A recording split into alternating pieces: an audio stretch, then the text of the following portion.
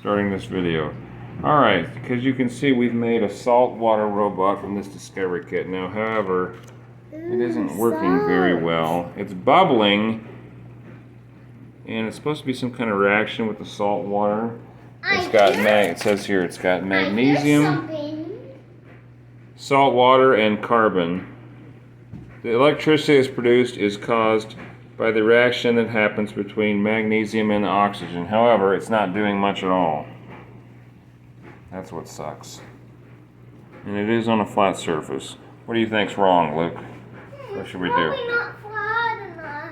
And it's probably the salt and water. That's one hypothesis. Yeah.